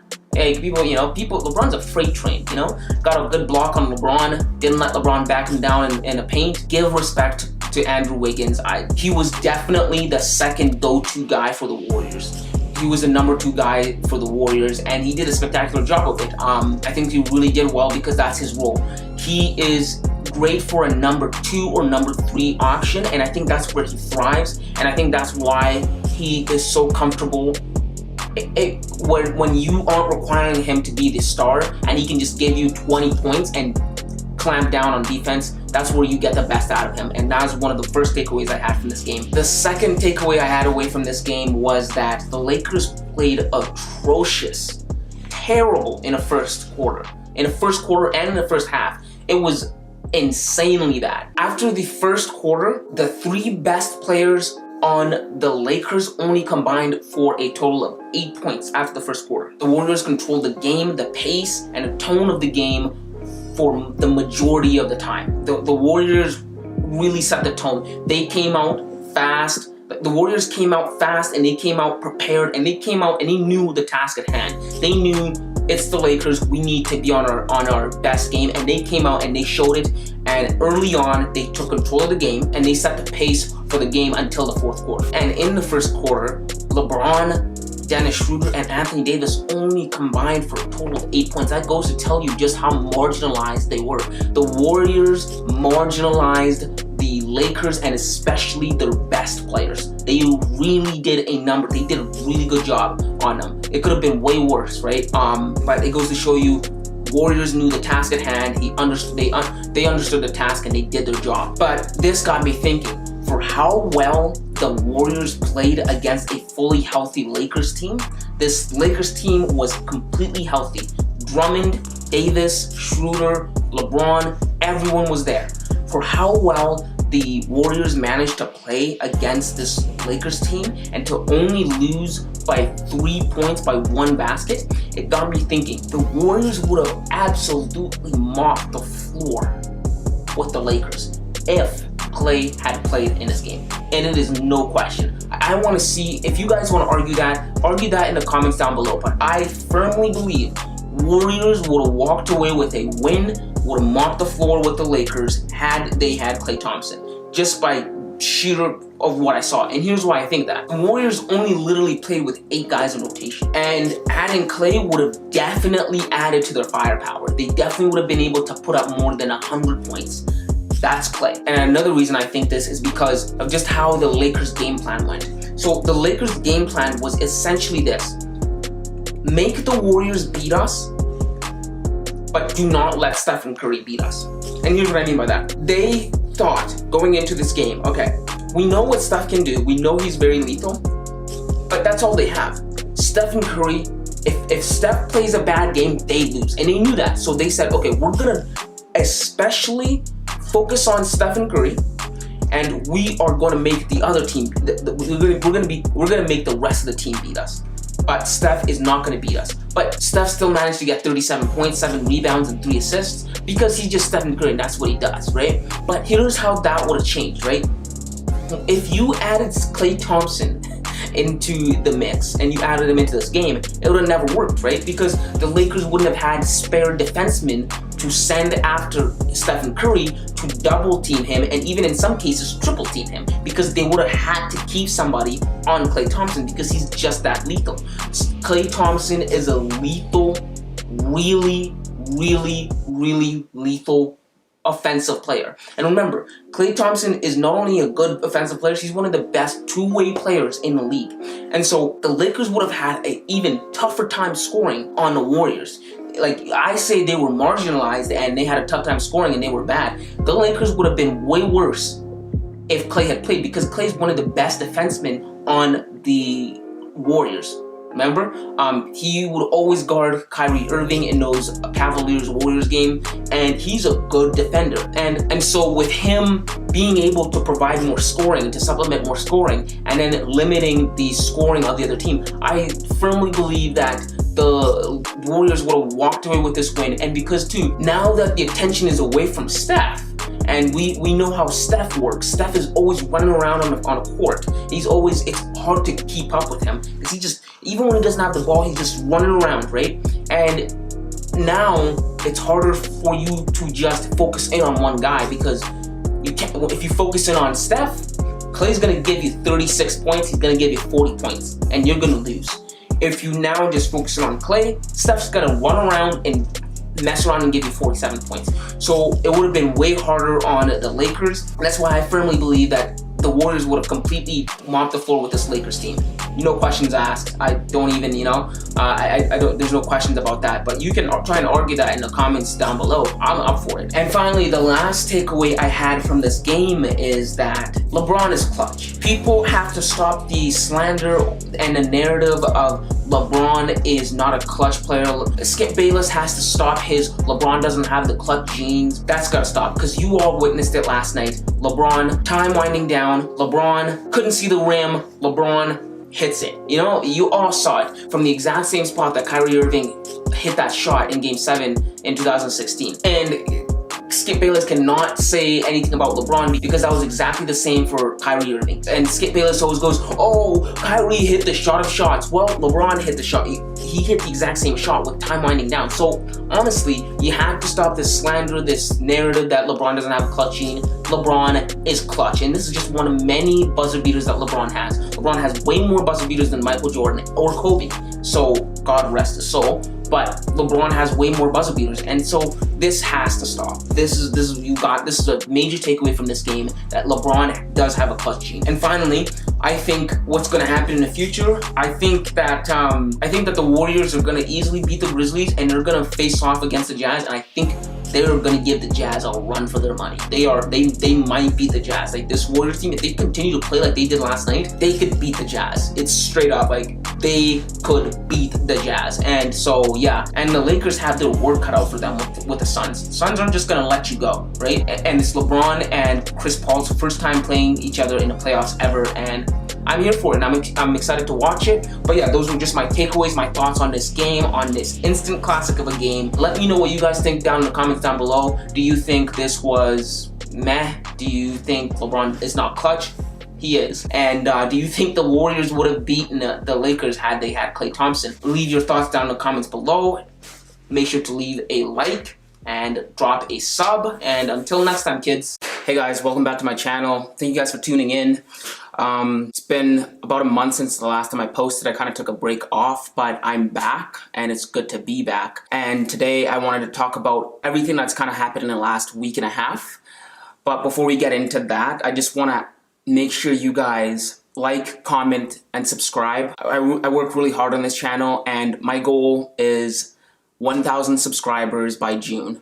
It would mean the world to me if we could get to 1,000 subscribers by June. So if you like the content that I make, if you like the takes that I have, make sure to like, comment, and subscribe for more content. And also let me know your thoughts in the comments down below. I mean, like, what's the point of making videos if I can't, talk with you guys? So yeah, make sure to like, comment, subscribe, and yeah, let's get the last week and a half. A lot's happened. The trade deadline came and went. And with that, a lot of players moved around, and there were some new faces in new places. But two teams really stole the headlines, I would say. And these two teams, I think, are really prominent and probably favorites to represent their conference in the finals. And these two teams obviously being Los Angeles and Brooklyn. Brooklyn, first of all, had a stellar deadline. Leading up to the deadline, actually, they acquired Blake Griffin from his buyout from the Detroit Pistons. A nice little pickup. We all know Blake Griffin isn't what he used to be, but what he brings as a role player to the team, I think it's really immeasurable for a team like that. And obviously already the Brooklyn Nets already feel like they're loaded. They're off the charts with talent, right? As if that was not enough, Brooklyn made a really, really solid pickup with LaMarcus Aldridge. The Spurs decided to buy out his contract and he could sign with whatever team he wanted to sign with. And him being a veteran, played a few years in the league, probably has 4 years left of just good basketball. He decided to chase the ring. He decided to chase the ring and go to Brooklyn, which is indicative of something, right? He could have went to Los Angeles, but he chose Brooklyn. He chose Brooklyn over Los Angeles. In his eyes, he probably sees Brooklyn as the best team in the league, or the best team that can give him the best chance of getting the ring. And yeah, this makes Brooklyn extremely good. This makes Brooklyn extremely good. Now they have 4 All-Stars on their team. I think there was a stat that I saw, and it was combined all together, there's 60 All-Star appearances from all those guys or something. But yeah, this makes Brooklyn loaded. This Brooklyn team could be comparable to, when healthy, of course, could be comparable to the Golden State team that Kevin Durant joined. They were off the chains, but this Brooklyn team is really loaded. While all of this was going on, in the other conference, Los Angeles Lakers decided to make a splash too, and they went out and picked up Andre Drummond. His contract got bought out too, and they picked him up, which I think is a really nice pickup for them. He's a 27-year-old that can run the floor, can get you rebounds, and can get you blocks. So they got a nice solid big man to supplement Anthony Davis, when he's on a bench or something like that. Fully healthy, Los Angeles is looking really nice, looking amazing. And the question I want to ask is, out of these two teams, who has the better roster? Who's the better team? And obviously, if you're going to ask, I think these are the two best teams in the league. And if you're going to ask that, that's basically indicative of asking who's going to win the championship, right? And my answer, honestly, after the trade deadline, I think Brooklyn. I'm gonna say Brooklyn has the best chance of winning the championship, and they are the most loaded, and they are really talented, right? Los Angeles is really good, right? LeBron, I think, is the best player in the league, right? LeBron's hands down the best player in the league, and Anthony Davis is top 5, right? Anthony Davis, he's top 5. So Los Angeles has 2 of the top 5 guys on their team, right? But aside from that, who is really a credible threat if those 2 dudes don't have an off night, right? Dennis Schroeder is the only other player I'm going to say is a credible threat, right? But when it comes to Brooklyn, it's a different story. It's a different ballgame, right? You've got 3 dudes in Kyrie, KD, and James Harden who can get you 30 points on the night on demand. That's Golden State-esque. That's insane. And coupled with Blake Griffin, good role player, coupled with LaMarcus Aldridge, obviously the 5th best player on their team. He's definitely the 5th best player on their team. I think he's going to be starting. I don't see any team beating these guys, right? Kyrie Irving can get you 30 points on the wing, right? Kevin Durant, Kevin Durant, we saw him back after his Achilles injury, and he's still the same old Kevin that we knew. That guy is lethal as hell. That guy is off the chains, man. I've never seen a scorer like Kevin Durant. His mid-range shot, his 3-point shot, his ability to put the ball down, get to the rim, block. You can't ask for better than that. And if that wasn't enough, you got James Harden, one of the best scorers in NBA history. This guy is up there with the likes of MJ and Kobe, right? not only is he a great scorer, the guy's a stellar distributor. Like, James Harden's a genius when it comes to playmaking and passing. Like, a lot of people overlook that fact, but the fact that they've gone 17-2 is all thanks to James Harden. His ability to not only score the ball, but also get his teammates involved. And him being at the helm, at the point guard, and the things that he sets up, the unselfish kind of basketball that he plays is what has enabled Brooklyn to be this good right now. And I can only imagine what that's gonna be like when Kevin Durant and Kyrie Irving come back, right? Like, Kevin Durant played with Stephen Curry and Klay Thompson, right? But Stephen Curry isn't as good of a ball distributor as James Harden is.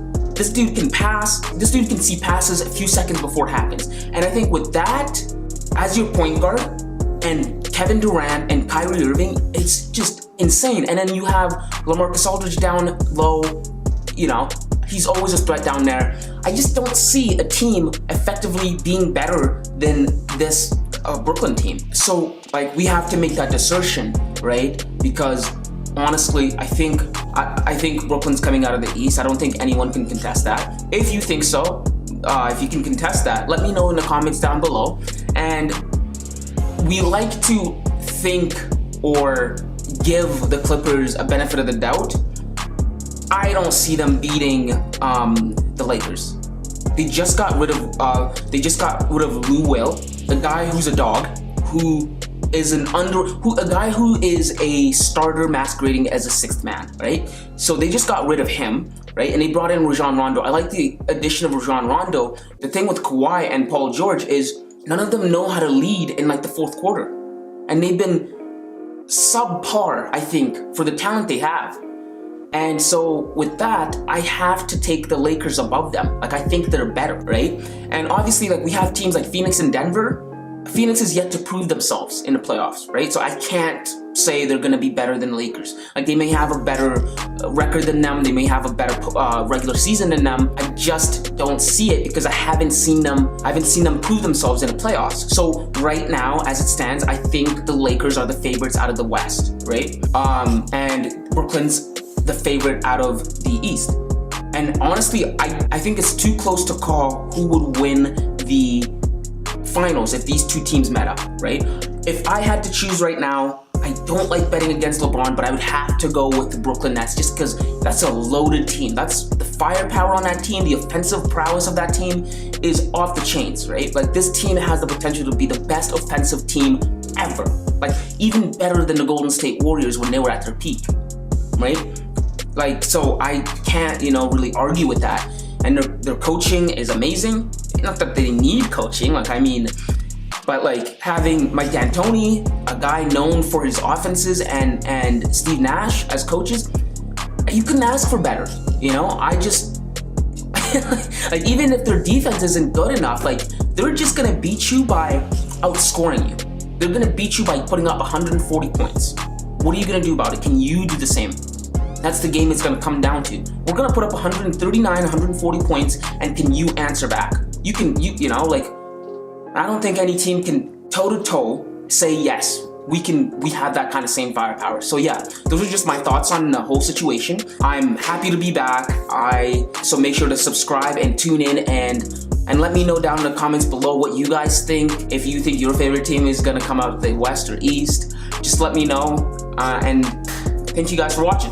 Hey guys, welcome back to the channel. Thank you guys for tuning in. Today I got something special for you, but before we get into it, I just want to make sure you guys like, comment, subscribe. Let me know your thoughts down in the comments below, and let me know if you guys like the videos that I'm putting out. I've been putting out a lot recently. I try to post every other day, every second day now. Just realize I gotta be consistent. But yeah, I really appreciate what you guys have been doing on the last videos. And yeah, aside from that, let's jump into this video. So today I wanted to talk about the Los Angeles Lakers in particular, and I wanted to talk about them not in a good light. It's something that is concerning me, and the thing that's concerning me is the Lakers have been doing something unprecedented and just not good in the last few games. They've been off par lately. They've been underperforming in my estimate. You know, for a team of their caliber, the way that they've been going about their business, the way that they've been winning their games lately, it just doesn't sit right with me, and I thought I'd make a video about that. So here's the thing. The Lakers in the last 3 games have all won their games in OT, right? So against the Pistons a few days ago, the Lakers won in double overtime, right? On their home floor, right? And then again, they played the Thunder and they won again in overtime. And then again, they played the Thunder again and then they won again in overtime. To me, this obviously warranted a video. This is not regular, you know? When you see something once, it's whatever. When you see it twice, it's a coincidence. When you see it 3 times, it's a pattern. So I figured I'd make a video about this because it's concerning.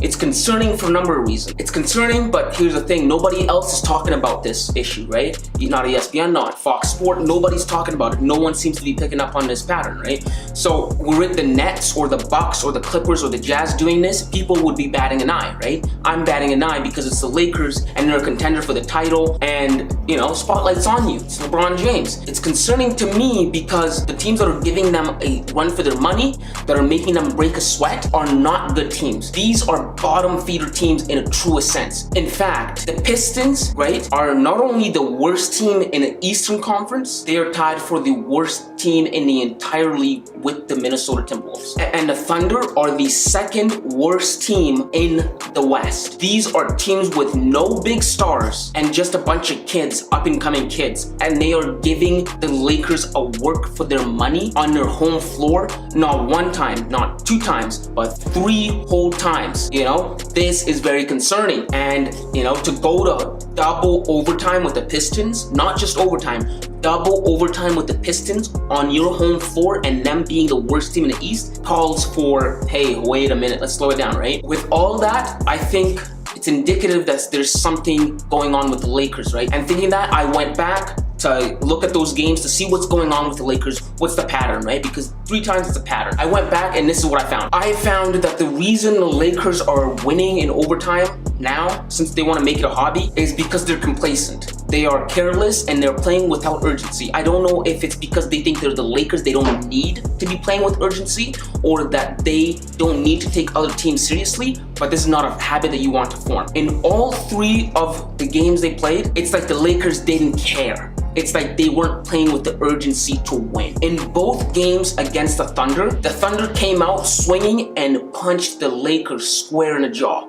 Right off the bat, they hit the ground running, right? And it caught the Lakers off guard. And eventually they climbed their way back up and were able to get to overtime, right?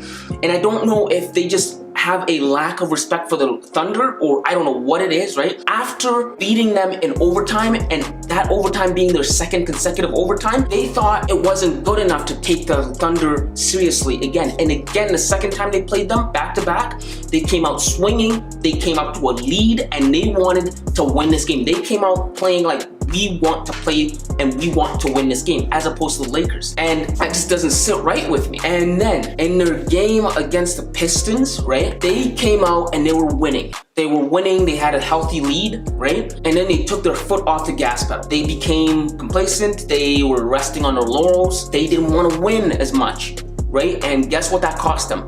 Double OT to win the game. A game you could have nipped in the bud and put the opponent to sleep right away. You decided to take it to overtime, and that worked you up. That got you to play extra minutes that you didn't have to play. Would you believe that the Lakers were up 17 points to 20 points in that game and still had to go to double overtime to win that game? That tells you, I don't know if they're taking it seriously or not, right?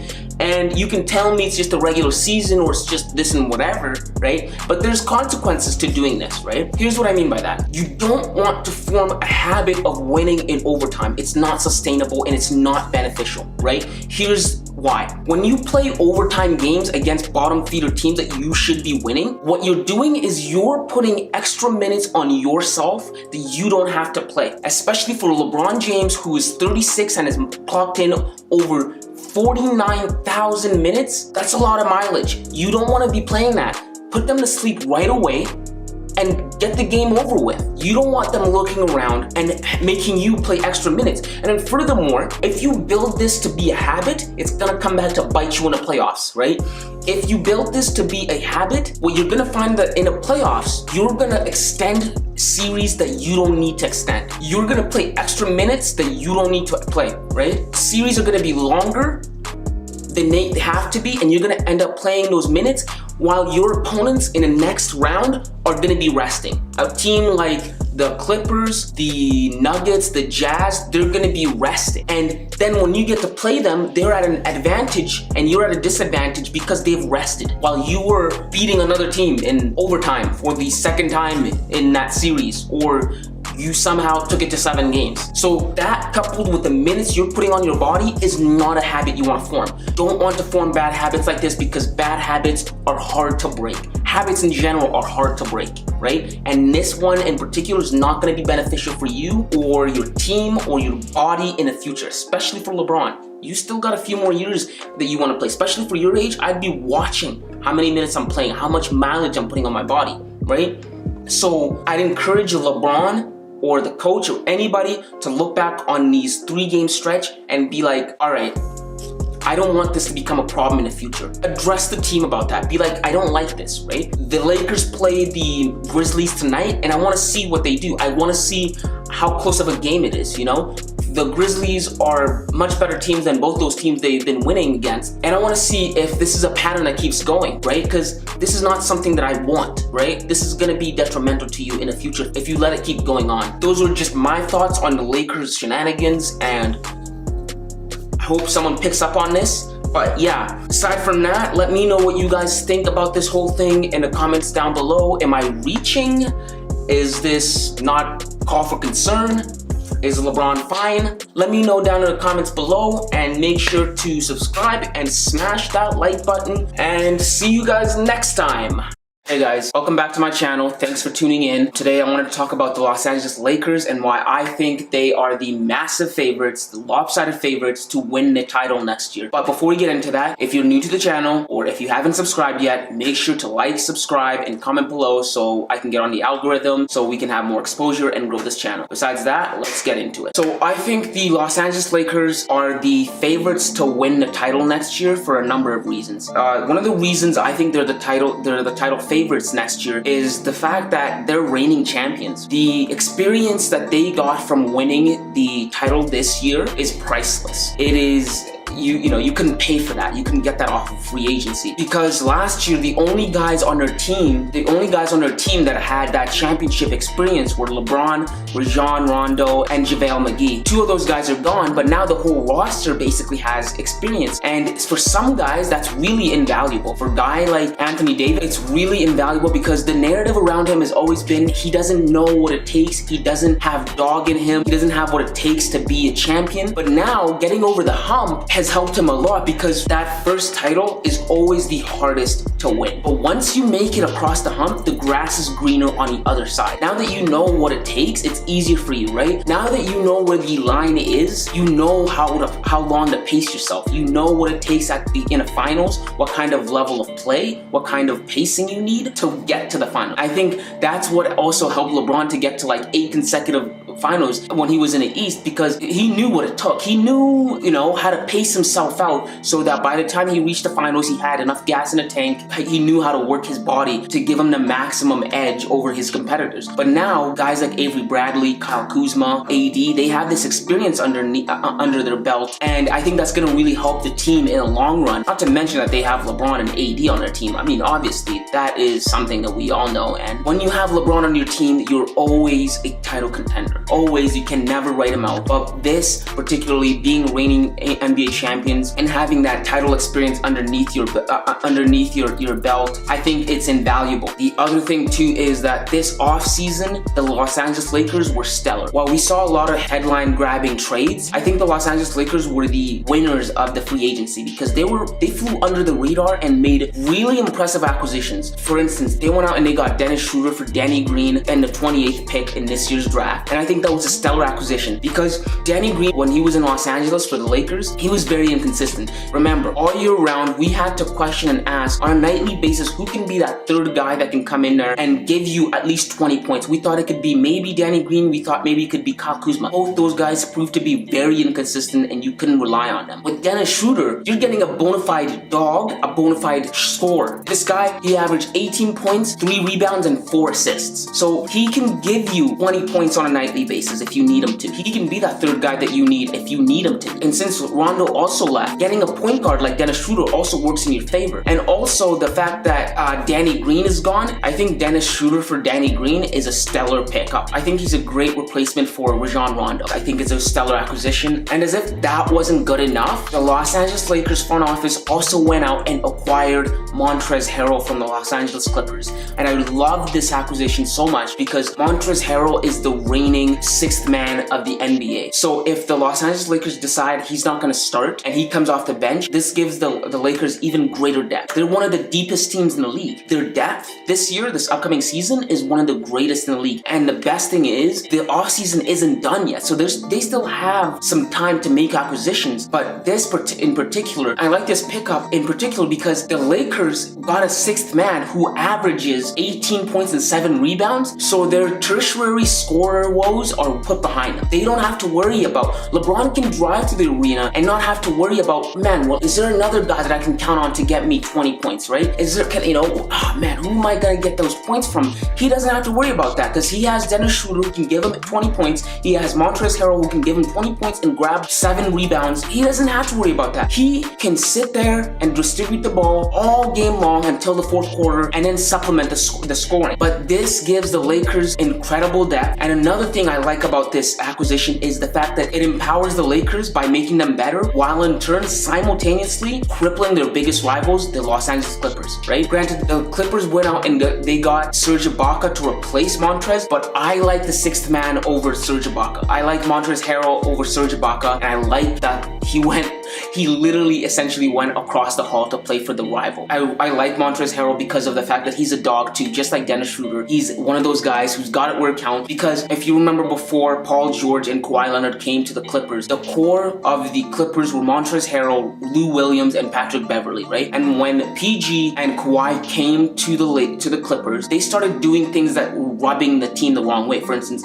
they started taking games off. They started taking practices off, and that rubbed Montrez and Pat Bev the wrong way. And Montrezl Harrell and Lou Williams were one of the guys that stood up to that. If you can remember, there were reports coming out that the Clippers locker room had a feud. They weren't getting along because some of the guys felt that PG and Kawhi were getting special treatments and they didn't like that. And there was actually a report that Montrezl Harrell got into Paul George's face and they had a yelling contest in the locker room after in a playoffs as to why they were getting special treatments and now they're losing in the playoffs. So Montrez has it where it counts. He will get in your face if he doesn't like what he sees from you. And the fact that he left the team to go play for the rival only makes me speculate that he's gonna go after them even harder, because he knows they're gonna come after him hard because they're like, oh, why did you trade teams? Why did you jump ships? But he's gonna go at them even harder. And I like that. I like that they got themselves 2 absolute dogs to go at the championship next year. I love it. I love it. I think what Rob Pelinka and the Lakers front office did was stellar. I love it. The third point is that this Lakers team, arguably, not even arguably, I think this Lakers team is the best team LeBron has ever had. It's the best supporting cast that LeBron has ever had, because this Lakers team has the best talent that LeBron has ever played with. LeBron, AD, Anthony Davis is the best talent LeBron has ever played with. Dwayne Wade was the best teammate LeBron ever had because they got along so well. Even though LeBron and AD get along perfectly, but LeBron and Dwayne Wade were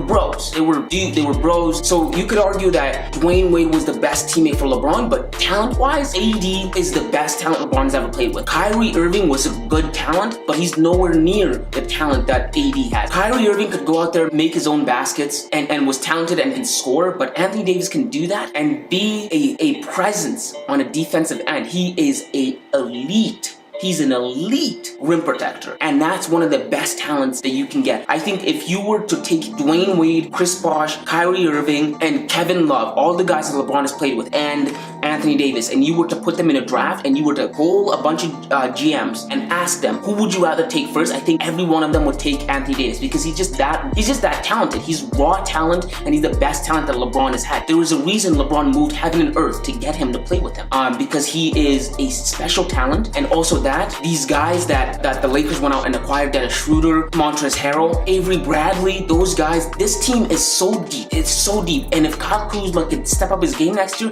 it becomes even that much deeper. LeBron and AD can go to sleep at night, not lose sleep over thinking about, yo, who's gonna give us that 20 points that we need? Who can we count on to give us that 20 points? Oh, you don't have to worry about that anymore because either Dennis Schroeder could give you, either Montrezl Harrell can give you, and some nights occasionally Kyle Kuzma can give you. I like that Kyle Kuzma is like a fifth guy. I like that Kyle Kuzma is a fifth guy. I don't trust him that much because he cares more about his hairstyle than he cares about basketball. He cares more about the glamour of Hollywood than he cares about basketball. I don't like that. So he's the only guy on that team that I'm questionable about. Aside from that, I really like this roster. The Los Angeles Lakers went out and they addressed a lot of the problems that they needed. One, they addressed their scoring problems, their scoring woes. Who can they count on to be that third guy? Well, now they can count on either Dennis Schroeder or Montrezl Harrell to be their third or fourth guy. Two, their defensive woes. Well, you have Anthony Davis as your rim protector coupled with Montrezl Harrell as your rim protectors. Those are really good guys for rim protection. At the top of the key, you have Dennis Schroeder as a guard defender, really stellar guy at defense, and you have Avery Bradley who will be returning